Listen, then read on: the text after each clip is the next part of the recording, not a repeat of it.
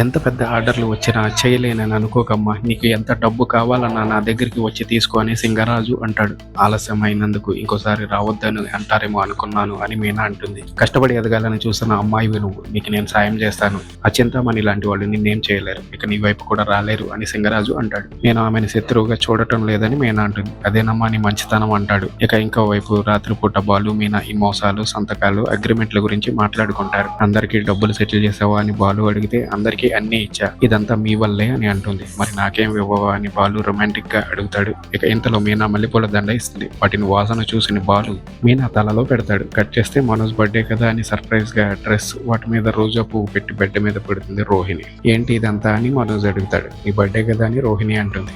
అర్ధరాత్రి ఎందుకు విష్ చేయలేదని మనోజ్ అడుగుతాడు. లేచాను కానీ నువ్వు మాత్రం హాయిగా పడుకున్నావు, డిస్టర్బ్ చేయడం ఎందుకని చెప్పలేదంటుంది రోహిణి. ఇంకా ఏదో నా నుంచి దాస్తున్నావు అని మనోజ్ అనడంతో రోహిణి షాక్ అవుతుంది. ఏం దాయడం లేదు అని రోహిణి అంటే సర్ప్రైజ్ గిఫ్ట్ ఎక్కడో దాచిపెట్టావు కదా అని మనోజ్ అంటాడు. ఇప్పుడున్న అప్పులు చాలా ఉన్నట్టుగా ఇప్పుడు సర్ప్రైజ్ గిఫ్టా, సరే ఎలాగోలాగా కొంటానని లోపల అనుకుంటుంది రోహిణి. ఇంకోవైపు శృతి, రవి, బాలు, మీనా అందరూ మనోజ్కి విషెస్ చెప్పాలని అనుకుంటారు. అందరూ విషెస్ చెప్తారు కానీ మీనా చెప్పకుండా కిచెన్ లోకి వెళ్లి పాయసం తీసుకువస్తుంది. 4 డబ్బులు సంపాదించేసరికి నాకు విషెస్ కూడా చెప్పడం లేదేంట్రా అని బాలుతో మీనా గురించి అంటాడు మనోజ్. ఇంతలో మీనా పాయసం తెచ్చి ఇస్తుంది. ఏంట్రా ఇంతకు ముందు ఏదో అన్నావు, అందుకే నోటిని జాగ్రత్తగా వాడాలి అని తిడతాడు బాలు. ఆ రోజు కూడా ఎందుకు బాలు అని రోహిణి అంటుంది. ఇంతలో సత్యం, ప్రభావతి వస్తారు. కాళ్ళకి దండం పెడదామని రోహిణి అంటుంది. పార్లమ్మ చెప్పే వరకు అది కూడా చేయవారా అని మనోజ్ని బాలు తిడతారు. ఈ రోజు కూడా ఎందుకు లేరా అనడం అని సత్యం అంటాడు. అసలు మీనా గురించి అన్న మాటలు పిలిస్తే అని శృతి, రవి అంటారు. నేనైతే వాడిని కొట్టేవాడిని అని రవి అంటాడు. కిచెన్ లో ఉండగానే నాకు కూడా వినిపించింది అని మీనా అంటుంది. ఎన్నడైనా వాటి నోటిని ఈ పార్లమ్మ కంట్రోల్ చేసిందా అంటూ బాలు మళ్ళీ తిడతాడు. ఇక రవి కేక్ ఆర్డర్ ఇస్తాడు. ఇంత చిన్న కేక్ ఏంట్రా, పెద్దది స్టెప్ బై స్టెప్ కేక్ చెప్పొచ్చు కదా అని మనోజ్ అంటాడు. దీంతో బాలు మళ్ళీ తిడతాడు. కేక్ కటింగ్ టైంలో మనోజ్ని బాలు ఇరికిస్తాడు.